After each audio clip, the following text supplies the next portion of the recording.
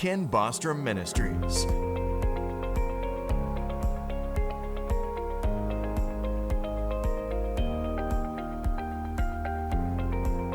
Beginning January 2018, Bostrom Ministries engaged in a whole new assignment by entering the airwaves of the world. Don't miss Ken and Mary Bostrom Ministries live.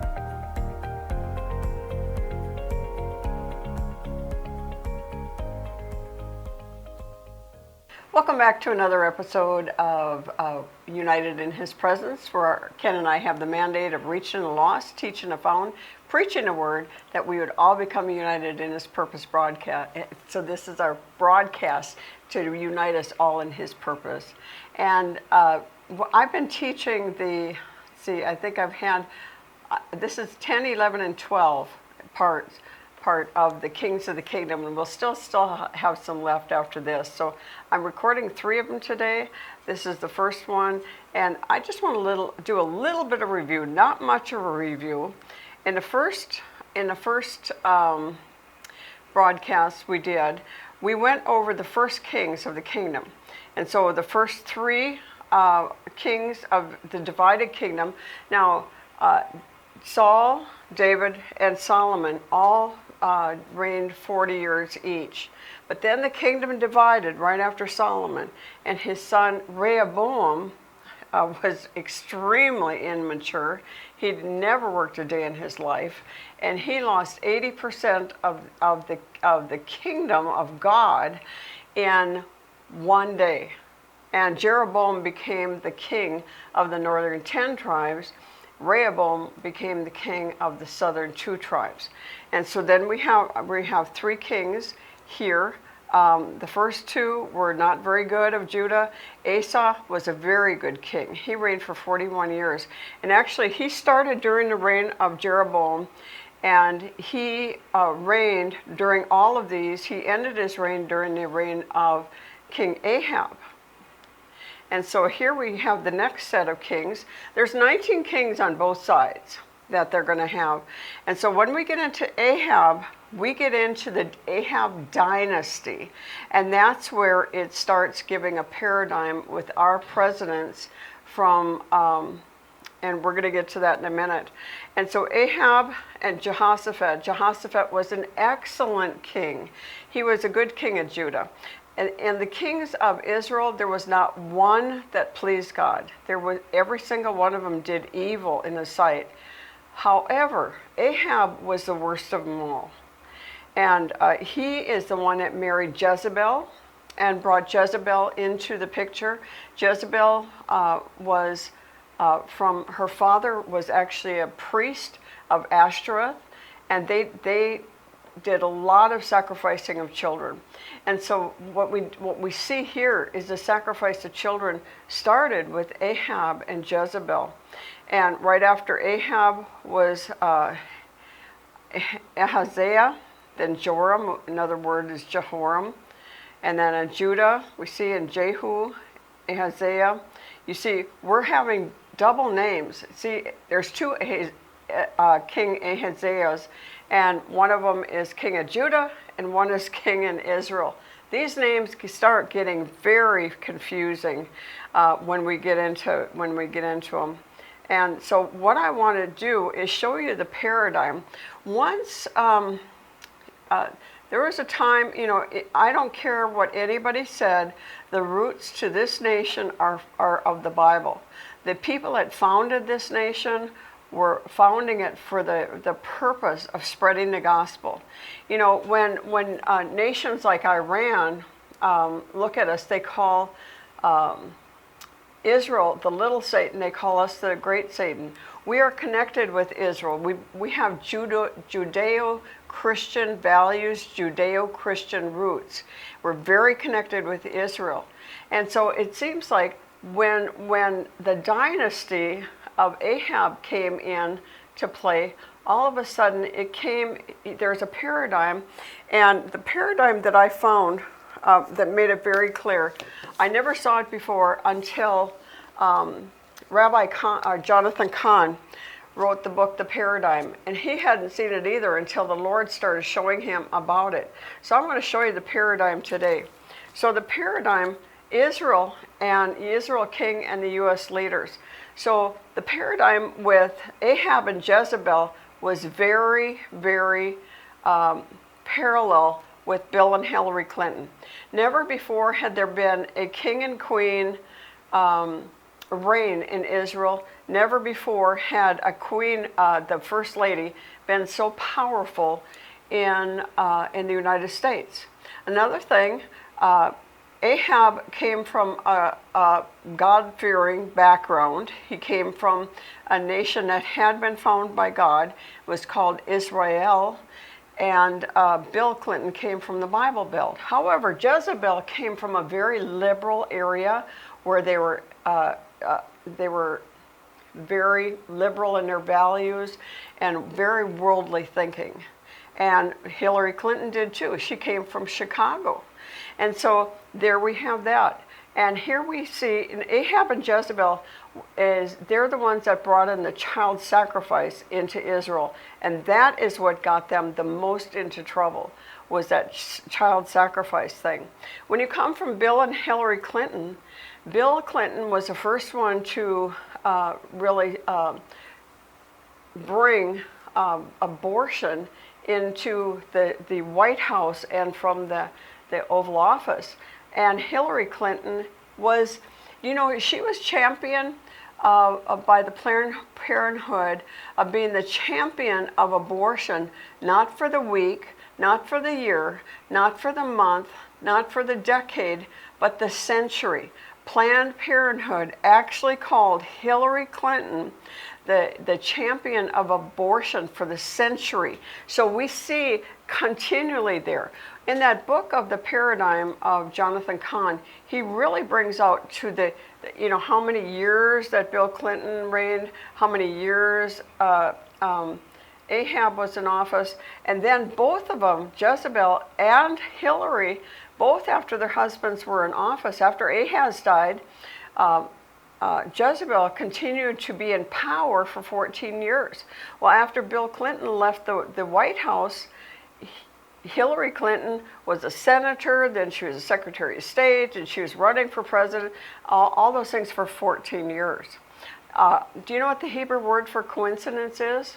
There is no Hebrew word for coincidence. Everything means something in the Hebrew language.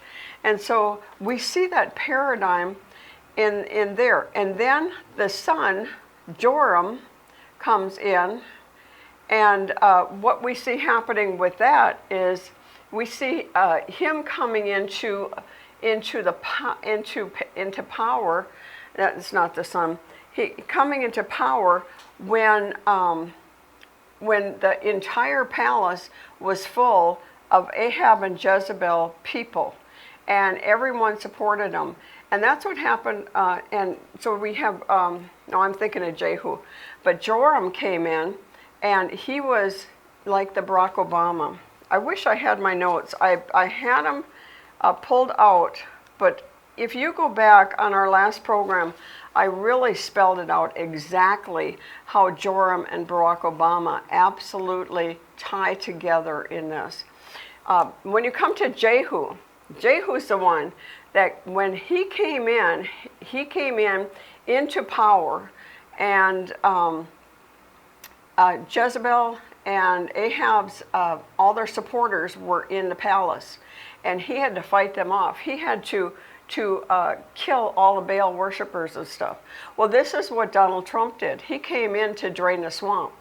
And he came in, when he came into the White House, he came in to the White House that there was long-standing Obama supporters in that White House. They had been planted in every single part of the White House. And again, go back on our last show. You can view it on YouTube, on our YouTube channel, and you can see the similarities of the paradigm of that whole thing. I know it's in here. It's called, let's see, the days of the heir in the paradigm is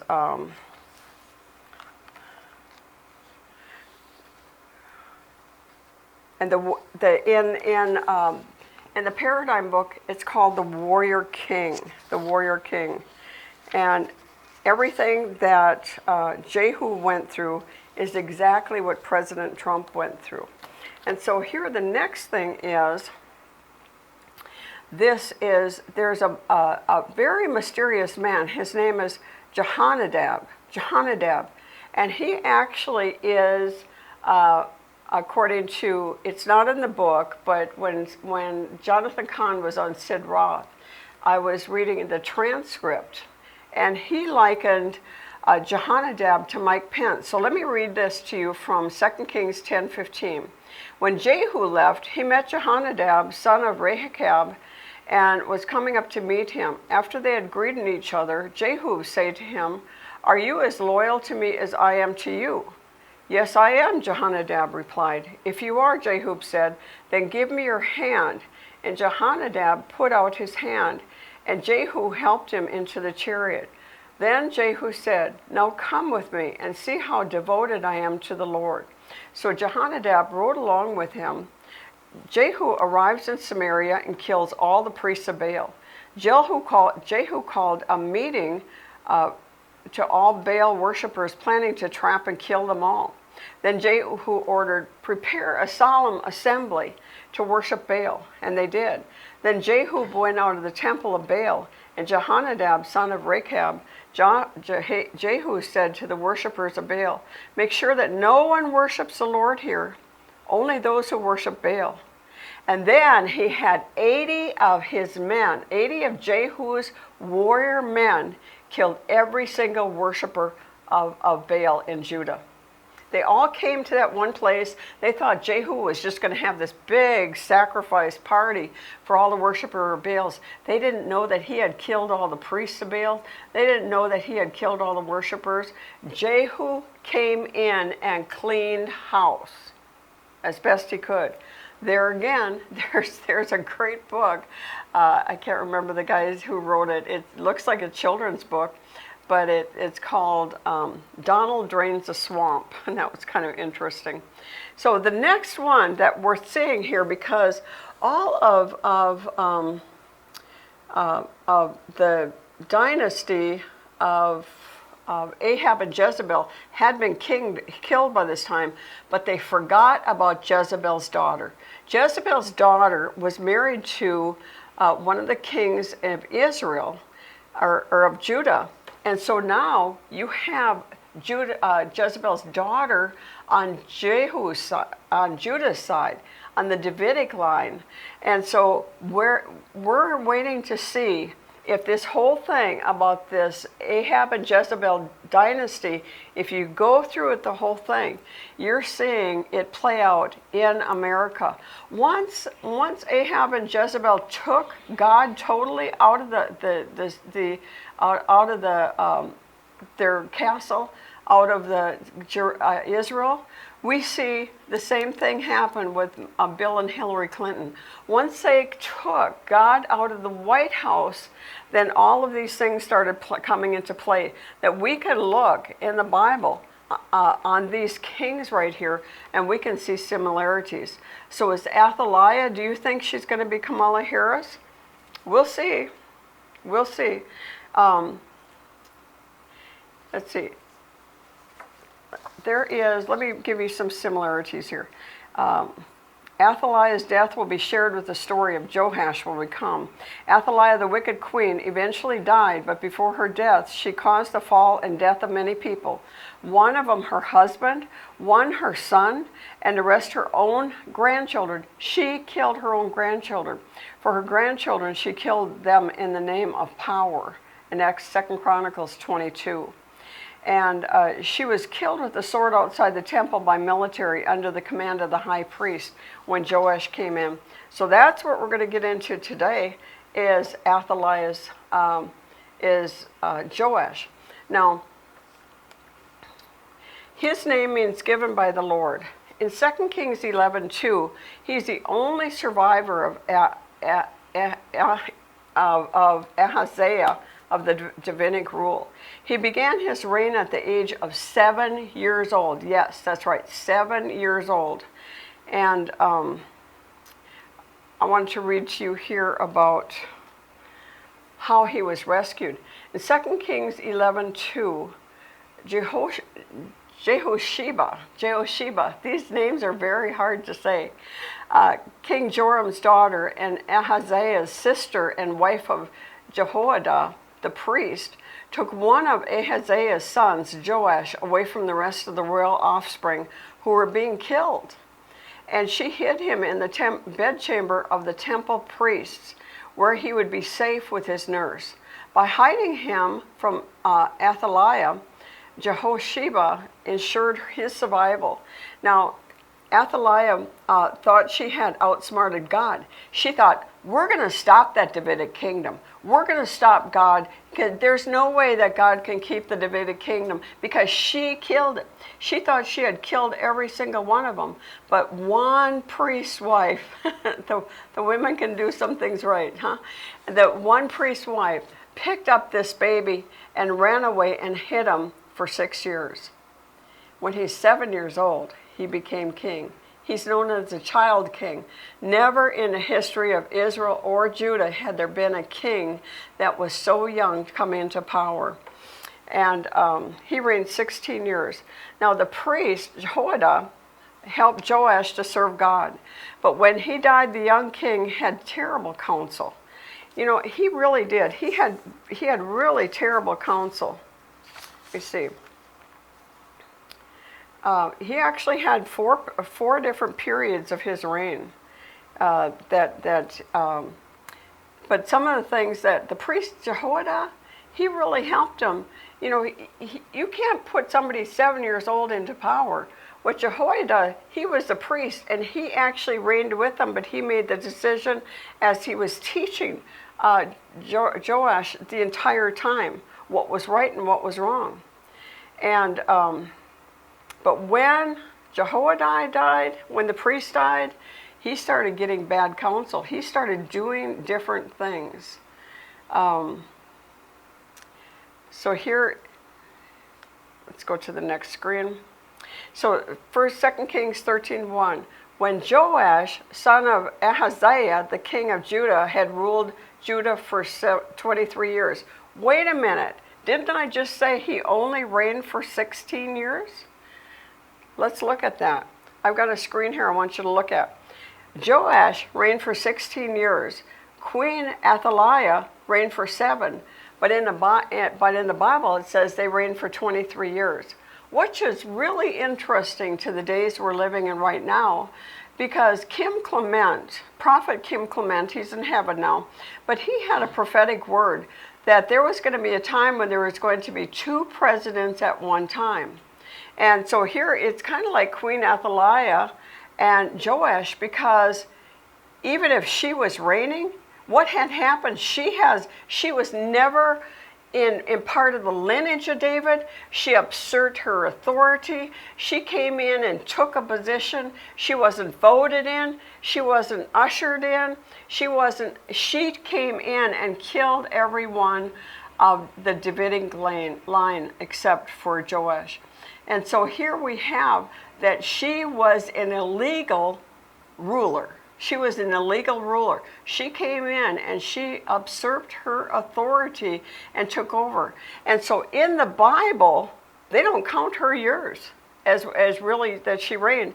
Let's look back at this, because you see here Queen Athaliah 7 and Joash 16. So let's look back at this. When Joash, son of Ahaziah, the king of Judah, had ruled for 23 years. 23 years. Not 16. Didn't even talk anything about Athaliah here. This is the way God sees things. If it's done wrong, and see, kings were not his idea to begin with. It was the people's idea. They wanted a king, and he warned Samuel, if they're rejecting me if they want a king. And all of these people in the United States, they want to worship a president. You know what? Jesus is my Lord. The Lord is our judge. The Lord is our lawgiver. The Lord is our king, and he will save us. That is if you are a Christian, that has got to be the understanding you have. You're not a Republican or a Democrat. You are a citizen of the kingdom of heaven, and you came to rule and reign here on this earth. You've got to have that mindset. You can't be so hung up on some of these things. Now here, in his reign, the entire dynasty of Jezebel came to an end. That was amazing. King Joash was killed by his own servants. Innocent blood of Zechariah stirred the servants to action. You know, in 2 Chronicles 24:22b, it says Zechariah, when he lay dying, now it's not the prophet Zechariah that wrote the writer prophet. This is Zechariah, the priest's son. His name was Zechariah. And Joash had him killed. You know, he didn't end well. This little king didn't end well. He killed him. And Zechariah, when he was dying, and this is recorded in 2 Chronicles 24:22b, Zechariah dying said, "Eternal One, see how Joash has abandoned you, and seek judgment on him." And you know what happened to him? He was assassinated, killed by his own servants. You know why? Because they were so stirred that they had killed the righteous person, that they had killed innocent blood. And I wonder how long in the United States the fear of the Lord is going to stay in the closet. Everything is come out of the closet except the holy reverential fear of the Lord. And that's what's going to have to happen. People are going to have to rise up like Mario Murillo and say, enough is enough. If God is your God, serve him. If Baal is your God, serve. You know what? This is a great dividing right now of those who love God and those who don't. And it's like Elijah, when he was on the mountain, he said, who's on the Lord's side? And he was strong about that. Who's on the Lord's side? And so remember what happened to the prophets of Baal.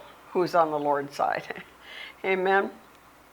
So here we see that Joash. Now this is the time of the writer Joel. You can call him Joel or Joel. He's the second of the 12 minor writing prophets. During earlier King Joash reign as child king is when Joel was ruling. And during this time the people had experienced invading armies, but they had nothing like the swarm of locusts over Judah. And so Joel draws a parallel of another invasion that's going to be coming. In the second chapter of the book of Joel, but also promises he's going to pour out his spirit on all flesh. Now remember, we see that in Acts chapter 2, God promised that to Peter said, and in the last days, God's going to pour out his spirits on all flesh, and your sons and your daughters are going to prophesy. Your old men are going to dream dreams. Your young men are going to have visions. We're coming into those days now. I've never seen so many people prophesying and having dreams and visions than before ever in history. A lot of the prophets are like dud sheets. They're guided. God is speaking to them. They have a couple of people that are very close to them. And when they have a dream that is about the nation and it's got dud sheets in it, they give him that dream. And God always speaks to dud sheets through those dreams. I've never seen this happen like it is right now. We are coming so close to the last days. And the second thing that Joel bears rules of parallel to is in Joel 3:1-8. God promises he's going to punish your enemies. There's a lot of people that are saying, how long, God? How long are you going to let the wicked keep going? How long are you going to have it happen? And God says, I'm going to do it. God promises he's going to punish your enemies. Now, look at this now. This is in January 26th of 2020. It looks like snow on the screen, doesn't it? When you look at the screen, It looks like that you're walking through snow. Those are locusts. Those are millions of locusts ravaged the East Africa in the largest outbreak in 70 years. 70 is a major cutoff number in the Bible. This is at the same time that we were having the plague, the pandemic, that the locust invasion was going on. And it spread, and it continued to spread and spread and spread. And Joel 1:14 says, so consecrate a holy fast, call everyone together, gather all the elders and leaders, those who live in the land, call everyone to the temple of God, the eternal, then cry out to him with your whole heart, with your heart. And so this right now is happening in our days and in our time. We haven't seen all of these signs come together like we are seeing now. These are coming together in such a mass that you can't you cannot say it never happened, as we're seeing it in our time. So now we're going to come to the next set of kings of Judah and kings of Israel. Those numbers behind them represent how many years that they reigned. You see, when we're coming down, there's one that reigned only 6 months. There's one that only reigned 1 month. We're coming to a place where there was a lot of murdering the king and somebody taking over. There's going to be such a power hungry, because you know what? They're not looking to God for power. They're not looking for God for help. They're looking for government. They're looking for the kingdom of the world to help them and feed them and take care of them. And so the things, don't take when you see the Bible, all Samuel, 1st and 2nd Samuel, 1st and 2nd Kings, 1st and 2nd Chronicles, and all the writing prophets, all of them have to do with the kings of the United Kingdom and the divided kingdom. United Kingdom was 120 years, and the divided kingdom has 2 different lengths of the periods. But so much is given in the Bible. You know why so much is given in the Bible? Because it's warning us. It's warning us. Don't let your nation depart from God. Serve God with a holy reverential fear. Let the fear of the Lord come upon you. Let the fear of the Lord cause you to turn off the television. Get down on your hands and knees and say, God, our nation needs you. You know, as I'm recording this week it's going to be the National Day of Prayer. There's no more powerful day that in the United States it's going to have for prayer as this week. So pray for our nation and for yourself. Whatever you have to do, turn back to the Lord with your whole heart. If you've been far away from him, just repent. He wants you to come home. He wants you to come home. So God bless you. Thank you for being with us. Bye-bye.